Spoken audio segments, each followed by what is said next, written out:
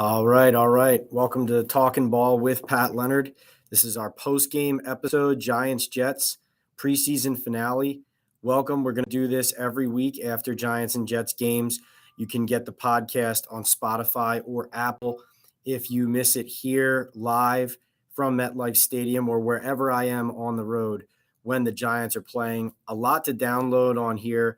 First, want to tell you about Bet Online. BetOnline is your number one source for all your betting needs. Get the latest odds, lines, and matchup reports for baseball, boxing, golf, and more. BetOnline continues to be the fastest and easiest way to place your wagers, including live betting and your favorite casino and card games available to play right from your phone. Head to the website or use your mobile device to sign up today and get in on the action. Remember to use the promo code BELIEVE for your 50% welcome bonus on your first deposit. BetOnline, where the game starts. Hunter, you're here. Antonio, you're here. Thanks for being here. So I wanted to start downloading on this game by telling you guys about an interesting interview I just had with Isaiah Simmons, the new Giants linebacker.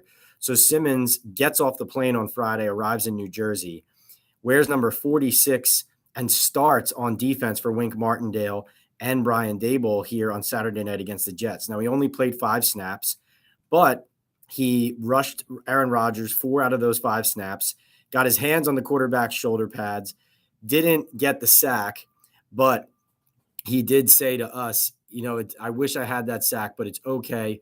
We will see them again.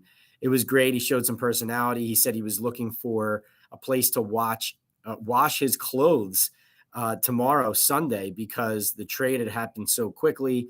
The Arizona Cardinals had been in Minnesota for a joint practice with the Vikings when he got traded. He said the trade came as a surprise, showed a little bit of edge to him. He said he thinks the Giants got a good deal. We'll see if it was worth a 7th round pick or not. I actually really liked that attitude from Simmons.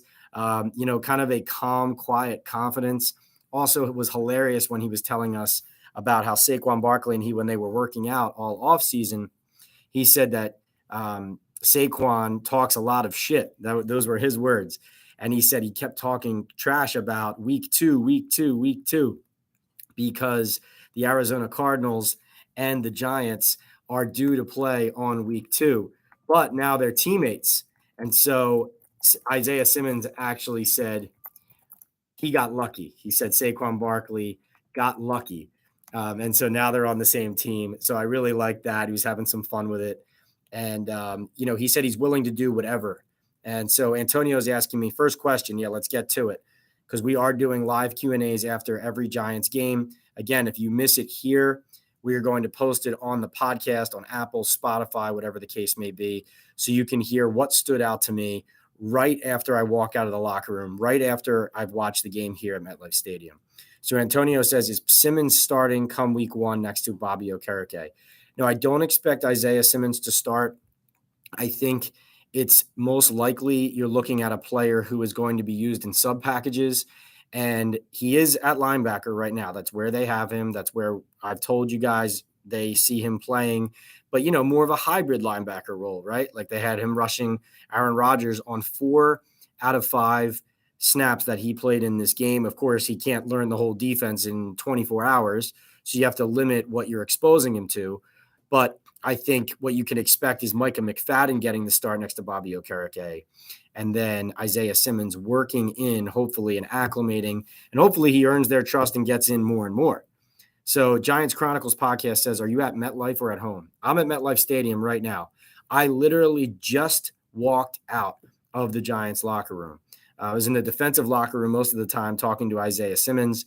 I'm going to put some of that content on Instagram, had a little bit of the video there. And actually, after we stop downloading here on this podcast and on this live Q&A, I'm going to write up some more on the Daily News website. Let's get to more of your questions here.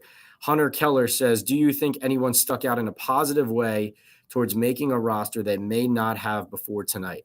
Hunter, I think that, guys like Bryce Ford-Wheaton, who sustains a knee injury, Colin Johnson, who had a really good camp, but is kind of banged up and doesn't play until the second half. These are guys that you saw kind of slip and fall by the wayside. Even a guy like Jadon Mickens, who I felt really deserved a shot as a return specialist on this team, if nothing else, just no targets really in the offensive game, a kickoff that goes out of the end zone that he can't return. I think you saw some position battles and decisions whittled down maybe by what didn't happen compared to what did. I think Darnay Holmes is an interesting one. He's a guy who, despite the fact that you saw the writing on the wall for him all camp, at corner right now, the Giants don't have a lot of options, depth options, guys they can count on behind the starters, Deonte Banks and Dory Jackson, Trey Hawkins. How about Trey Hawkins, by the way, a 6th-round pick resting in the preseason finale because he's become that valuable already to them as a starter. Really something else. John Michael Schmidt sat, Deonte Banks sat. But I think Darnay Holmes had a good night from the standpoint of Amani Oruwariye, Darren Evans. If these are the guys that he's competing with for a roster spot, who knows if they bring other people in that push him out. But I think this is a good day for Darnay Holmes as a reserve. Antonio says, are the Giants still interested in Anthony Barr, who they had a visit with? I think right now they like how Micah McFadden is playing. And with them acquiring Isaiah Simmons, hopefully in that hybrid role to kind of acclimate more and more, Anthony Barr is certainly a guy that they've had an eye on and I would assume continue to at the moment, depending on how the roster shakes out. But they have other needs too. And if you're going to spend some money like that, their edge rusher depth right now, their interior offensive line, which I keep talking about, their secondary, like these are positions right now that frankly are more pressing than that second linebacker spot. I think they're trying to find creative ways to get around having to, spend a ton of money at that position because they already did with Bobby Okereke, and now they've shifted him to the mic. Let's see. Mr. Humble says, Isaiah Simmons seem happy to be with us. Yes. He said he is very happy to be here. He knows and has heard a lot of good things about the organization. I think he sounds really happy to be here with guys he knows too, like Saquon, Dexter Lawrence, Isaiah Hodgins. Like he already has some good relationships, some strong relationships here in the locker room. He was super happy to be here. I mean, honestly, I really, he came across, like I talked to people who said he's a good locker room guy, even though he hasn't performed up to the expectations on the field. And I think he came across as a really good, level-headed, confident guy when we talked to him tonight. I was grateful that he gave us all the time that he did as well. Donna Keene says, what is the impact of the injuries on the roster? Yeah, so the impact on the injuries, for example, at receiver, you had guys like Sterling Shepard, Cole Beasley, and then you're talking about, okay, what's Colin Johnson going to do? Is he going to push somebody out? Is Bryce Ford Wheaton going to push somebody out? He's somebody who Joe Shane had talked about on special teams. Injuries to these guys getting banged up, those make decisions for you at some of these key positions. Sterling Shepard fielding a punt in this game, I thought was incredibly important, telling us that, look, Sterling Shepard is coming off injury. He's looked great as receiver, hasn't really got a lot of punt return reps in practice. We would be telling you if he hasn't. But then using him there, maybe Brian Daboll is showing us something. Maybe Brian Daboll is showing us that Sterling Shepard, Cole Beasley, Paris Campbell, you have Wan'Dale Robinson hopefully coming back soon. How are you getting value out of all these guys? Maybe Sterling Shepard is going to handle punt return duties come the regular season. Interesting that he played in the game as well. Giants Chronicles says, thought the game was kind of lame. Giants Chronicles, I would agree with you to a point, but, and I should have led with this, but I was fascinated with the fact that Jihad Ward gave Aaron Rodgers that two-hand kind of two-arm shiver there to the chest on the Jets' second drive when he completed a pass out to the left to Mecole Hardman. The ball was way gone. I mean, watching here from the stadium, the ball that Rodgers threw, the ball was out of his hands at least 2 seconds, and Ward still gave him a pretty good hit. And Rodgers did not appreciate it. Shoved him back. They're talking. They're jawing. And then, of course, Rodgers, you see him kind of get extra competitive there. And obviously, Ward is one of the only starters, quote unquote, veterans really playing for the Giants, whereas the Jets were playing Rodgers, their starting offense. They had Garrett Wilson out there, et cetera, getting him those reps, getting him that acclimation and that feel before he plays a regular season game for the Jets. And Rodgers scores a touchdown on the next play. And then essentially like helmet to helmet, he's kind of headbutting Jihad Ward a little bit. I thought that was great action, great drama. And I love to see it, especially because week 8, these teams play. And like Isaiah Simmons, for example, we asked him about not sacking Rodgers on that one pass rush, and he said, "Oh, I wish I'd sacked him, but it's okay. We'll see him again." Right. So disappointingly, Jihad Ward did not want to talk about it right now. Sounded like maybe it's something he'll address in the future. Maybe come week 8, he'll address it. Maybe he'll wait for HBO to air, because actually, funny enough, Aaron Rodgers was asked about it, and he said, "I kind of bumped into him. Wait for Hard Knocks." So it sounds like we're building towards some fun audio between Hottie, Jihad Ward of the Giants, and Aaron Rodgers of the Jets. So stay tuned for that for sure. Antonio Vidal says, hope the Giants add more depth at edge. Kyle Van Noy, Melvin Ingram are 2 I would like. Yeah, Van Noy, I don't see. I know he's got, the Dable, the Patriots connection. I think that's a tough one. I think you just want more explosiveness. Melvin Ingram's a guy who can rush the passer for sure. He's a player that, I think everybody in the league has a lot of respect for when he's healthy, but could he be? That's interesting. T-Card says, would it be crazy to give DeVito a shot over Tyrod Taylor? Yes, it would. Tyrod, I know, he's been a little loose with the football at times, but I personally, I've talked to him. Like I think that in the preseason and in training camp, Tyrod tries to give people opportunities, and he tries to put the ball up for receivers to go get it, to make the team, to stand out. I think Tyrod is a good quarterback, and he's a really good guy to have on a team and in a locker room. But DeVito's tough as nails, man. I love the kid. I mean, come on. How can you not? I mean, he's getting thumped around, taking hits left and right, making plays. Even if he throws a pick 6, right, he's right back at it. He's not shaken. Clearly mentally tough, right? He's been here not that long, but clearly mentally tough. And that touchdown to David Sills, I was glad to see them both score there because they were just both putting in a ton of work all night. And it was good to see that pay off. Mr. Humble 322 says, Hyatt seems like the real deal, man. He got real separation on a consensus top 3 corner in the league. He can fly, Humble. I mean, he can fly. I think you have to be a little bit concerned when the real football starts and people are, safeties are coming downhill and laying the wood. I think how Hyatt can hold up physically, he just is wiry, right? He needs to put on some meat, some muscle. Year 2 for him is going to be even more interesting to me, seeing him in the weight room for a full year in the NFL. But no doubt, like what you saw there, this is what's going to happen with the Giants with Jalen Hyatt is whether he plays 20 snaps in a game or 5, they're going to try and utilize his speed. And he has it. Believe me, like it translates. And that's what you saw. His speed does translate. It's just a question of using him in selective and smart ways and making sure you're not getting him, blasted over the middle. Even some of these jet sweeps, if you can fool the defense and get the ball to him in space, it's great. But if you get the ball to Jalen Hyatt on a play like that and a linebacker's waiting on the other side, you don't want that, right? So Warren C. says, do you think Shane Lemieux and McKeithen both make the 53-man roster? Warren, I don't have either of them on my 53 at the moment. But this is a really challenging thing. So, all right. So when I did this before the game, you have Andrew Thomas, Ben Bredesen, John Michael Schmitz, Mark Lewinsky's 5 or 4, Evan Neal is 5, Josh Azudu is 6, Tyree Phillips is 7. And then if they keep 8, who is it? Like, I guess, I think Lemieux played tough, played hard in this last game. I don't think he can play center for them, though. I think they've really tried there. McKeithen, McKeithen just hasn't stuck, hasn't done it.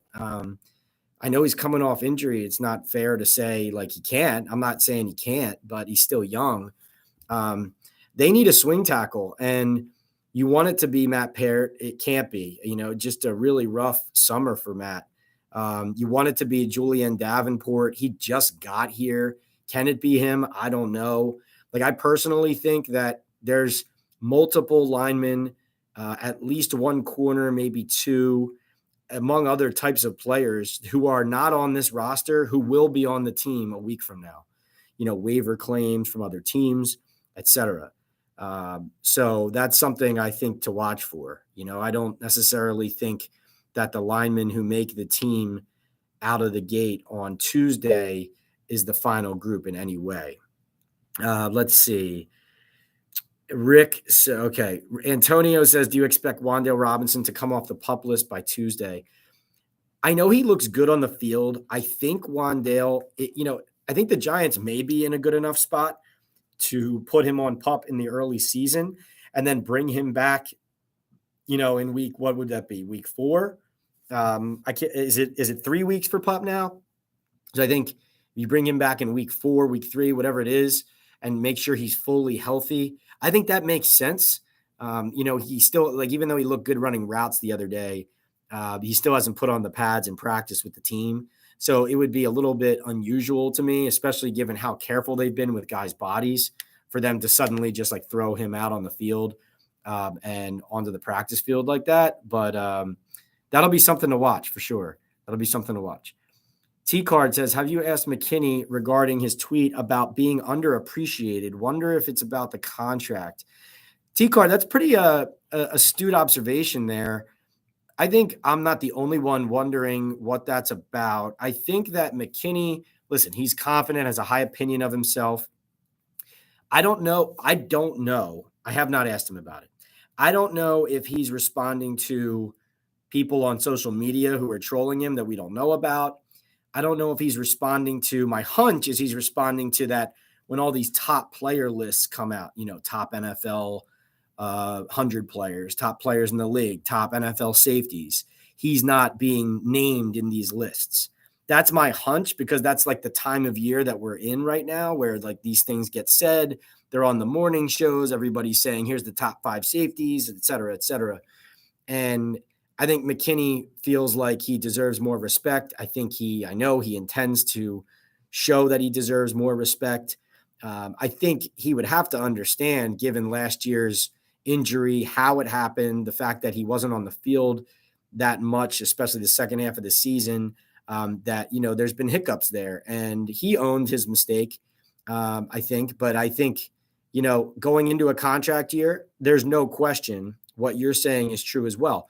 A player like Xavier McKinney is building a case for himself, even if it's not intentional about the contract right now. He knows, and every young player knows, that what they do on the field is going to and need to be reflected, and they want it reflected in that contract they get. So this is a big year for Xavier. There's no question about it. I thought it was interesting, actually, that the NFL took his tweet and then did this huge video montage about McKinney's game and how he's ready to show out or something, and all that almost struck me as a push to help the player market himself, if that makes sense. I don't know. Is an agent involved in something like that? Are they not? I don't know. But definitely felt like a Xavier McKinney social media push there. I hope he has a great year, but he does need to have a great year to get the type of contract that you're alluding to. That's for sure. Rick says, who has any trade value that is a plausible trade candidate? Off the Giants, a trade candidate. I don't think they're really in that kind of position right now. I think they're more a team that would be looking at waiver claims to add. They still need depth. They're not in a position to be giving away valuable or talented players, in my mind. So that's not what I would focus on. Any kind of depth guy that they would want to trade would be probably, teams would look at it and say, well, instead of giving up a 7th round pick for Gary Brightwell or, Cam Brown or whoever it is, these are guys who are injured, but I'm just saying, if you, name names like that, well, then teams look at it and say, well, maybe they'll just cut this player and we can try to get him, so with Isaiah Simmons, when a team trades a player for a 7th round pick, usually that means they were even considering cutting the player outright. And then the Giants said, well, instead of trying to get him on waivers and miss him, we'll just give up a 7th to make sure we have the player, right? So that kind of thing can happen. Yo Elvis says, Sauce was holding, but they're blind. No, listen, Sauce is a good player. I thought it was a really nice play by, I think, Jordan Whitehead on the play you're talking about, where Sauce broke up that deep shot to Hyatt. Jordan Whitehead could have laid Jalen Hyatt out. I mean, he could have smoked him, and he held up, pulled up, and didn't deliver the hit. And that's good sportsmanship there, because you could have really done some damage. One thing I wanted to note before we get out of here, and please, if you have more questions, dump them in, because I do have to run in a little bit. Before I get to that, do want to say thanks for being here. If you haven't already, subscribe to our YouTube page, PL on NFL. Hit the like button, hit the thumbs up right now as we're chatting. We do have a super chat, super stickers feature where you can highlight your comment and your question and get it more publicity, more pub. It gets pushed to the top of the chat. I read it first. Anything you dump into the chat goes over. Thanks for the likes, guys. Goes over to, just supporting this podcast and this YouTube live. So appreciate that. And then, subscribe to the podcast. It's not just this. Obviously, we have special guests every week. We're going to have more to come. I'm really excited about the second season. Believe that, of Talkin Ball with Pat Leonard, how time flies. Really excited. I think you guys are going to enjoy it. And this YouTube page is really going to, it's going to be Giants heavy. So we're going to do podcasts on stuff around the league too, but we're going to keep these chats about the Giants. We're going to download on the Giants constantly. I'm hoping to do 2 live chats a week, one during the week and one after the games. And then they will also double as podcasts on your audio feed. If you miss it, if you're not here for any reason, if you're depressed after a loss, if you're partying after a win, whatever the case may be, we will have this content and this information available for you. But one thing I wanted to say about this game was a concerning amount of injuries for the Giants, in my opinion, in this game. And I think, listen, there's a couple different schools of thought when it comes to training staffs and coaching staffs and how you manage players. And the Giants keep players on careful snap counts. They give guys vet days. They give guys rest days. They give off days. They dial people back. It's all concentrated, you can tell, on keeping people healthy for week 1. My problem is when you get to a game, like I look at this game and I see guys on the Giants dropping like flies. Bobby McCain concussion, Chris Myrick hand injury, Bryce Ford Wheaton knee, Jamon Green had an injury, a hamstring, I think. Javarius Owens was a hamstring. Jamon Green was, I'm blanking on that at the moment. You had Wyatt Davis with an ankle. And so, listen, people get hurt in football. But my concern is the Giants are counting on plenty of players this year, Paris Campbell, Sterling Shepard, Darren Waller, etc., who have injury histories. And is the best way to get them ready for football to keep them off the field or to put them on the field and make them play real football, right? I think that's something we're going to have to watch. Like, this game concerns me. You change the turf in the stadium, and here we are watching this game, and tons of Giants are dropping like flies. I mean, we'll see what happens come the regular season, but this concerns me because the Giants have had shoulder for Green. Right. Thanks, Rick. The Giants have not stayed healthy for a long time now as an organization. And I don't think this is the right tactic. I think you can see that. But I think week 1, week 2, week 3, week 4, it's going to tell us about these guys, whether they're ready to play the real thing. Mr. Humble 322 says, what's your opinion on Shane versus Gettleman? Come on. What are you talking about? No, that's a good question. I think Joe Shane, listen, what I like about Joe Shane is that he recognized when he got here where this roster was. He was not lying to himself about what the Giants were. He was very realistic about how far they had to go. Now, I do think this year you've seen them put money into guys. A lot of guys are Gettleman players, right? Daniel Jones, Andrew Thomas, Dexter Lawrence, etc.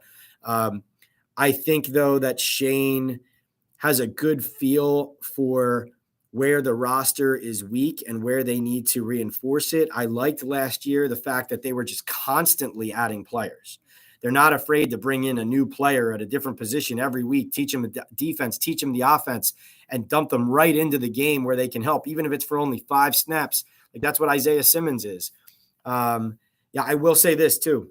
I don't know what's going to happen here. Like, Mark Lewinsky, of course, based on the Giants roster, you have to think the guy's on the team. But this is a guy that Joe Shane paid money to last year in free agency when he didn't have a lot of money. and he wasn't great last year. And now this year, clearly the Giants evaluated him properly. Like, instead of saying, Mark's our guy, we signed him, he's our guard, they have been making him compete and earn a spot with Ben Bredesen, Josh Azudu. And there's who knows where this is going to end up with claiming guys off the wire, signing guys. But Mark Lewinsky, $8.3 million cap hit in this game, was out here playing in the third preseason game. Like, this is a guy who started basically every game outside of the one where the starter sat against the Eagles at the end of the regular season last year at right guard. And he's played some left guard in practice. He's played plenty with the twos. Now here he is playing with the twos in a game while rookie center John Michael Schmitz gets rested. How about that?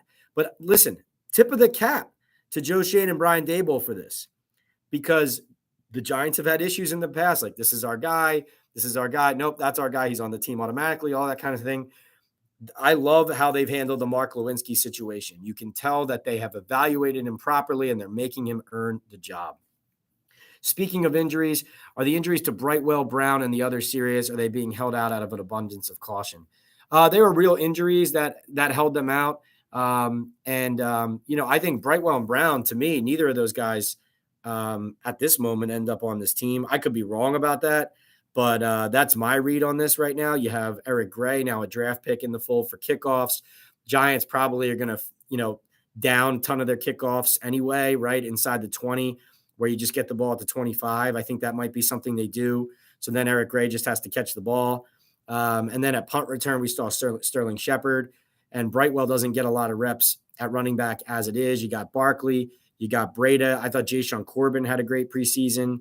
You got Gray. So, I'm not sure there's a spot there. And then Cam Brown's an interesting one because Bryce Ford-Wheaton looked like he was stealing a special team spot. Now he's hurt. But I think Cam Brown just doesn't give them enough on the defensive end, but that'll be an interesting one. But that's my read right now. Yo Elvis says, just found your channel. Great stuff. Thank you, Yo Elvis. He also says, I see us getting 2 or 3 off the waiver wire, at least.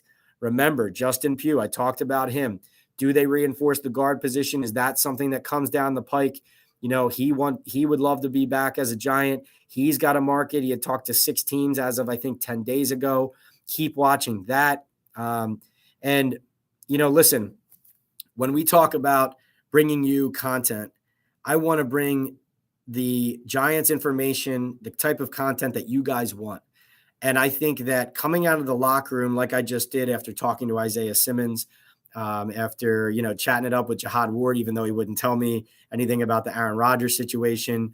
I did chat with Tommy Sweeney briefly to update you on that. I think, they are still doing tests. They're still looking into what happened. They're still doing follow-ups. I think Tommy Sweeney, he was here at the game. He was on the sideline. He was in the locker room. So that was all good to see. And it's encouraging to see him sticking around and being here as the Giants, as the doctors he's working with, as everybody helps him figure out what happened in that medical event and helps him proceed no matter what the next step is in his life, career, etc. It was good to see him, good to see him smiling. But this is when so much new information is coming out right away. And you can find me on Twitter. You can find me on Instagram. You can find me all over. But what we do on Talkin Ball right now and on the podcast and on Instagram at PL on NFL on YouTube, we're going to build a community here that I think is really going to thrive on live information straight from the source here. I'm bringing you guys something that, frankly, a lot of this is stuff that I am going to write. Hasn't even appeared in the paper yet, but we're downloading quick before I type it up. And I think, the Daily News is a place where you can get firsthand accounts of what's happening behind the scenes with the Giants at all times. And I think you guys will learn as we do more of this on the podcast and on the live Q&As on YouTube that I'm bringing you what I know, that I'm reporting in earnest and objectively, and that I really do love doing this and interacting with you guys. Len Curzan says, is Pugh physically ready to play? If he is, why wait? He's a guy who's going to need to be ramped up, but you get him in the building and you ramp him up. That would be what would happen. Yo Elvis says, Pugh said in a recent interview he wasn't he wants to go to a contender, so hopefully he comes here. Yeah, I mean, there's plenty of contenders out there need offensive linemen, right?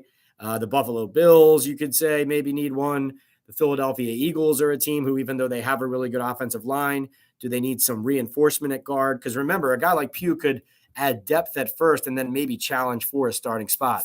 And the Giants, I should say, hopefully are a contender and hopefully find themselves in a place where maybe a piece like Pugh helps put them over the top, right?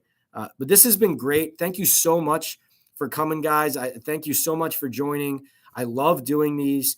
We're going to continue to do these after every game. I can't wait for September 10th, Sunday Night Football, NBC, Cowboys, Giants. Stay with me on Twitter at PLeonardNYDN the next few days. On Instagram, we'll report player cuts, who made the team, some inside stuff we're hearing, maybe waiver claims, maybe some trades coming, whatever the case may be. Look for an article that I'm going to write on Isaiah Simmons as well after talking to him at length in the locker room. If you missed what Isaiah Simmons said to me and a few others in the locker room, you can wait for this podcast to publish on Apple and Spotify and go listen. I addressed it right at the top. Safe to say you're going to love what he had to say about Saquon Barkley, about Aaron Rodgers, and about becoming a Giant. Yo Elvis says, my birthday is September 8th. I need a Giants win. Hopefully you get it.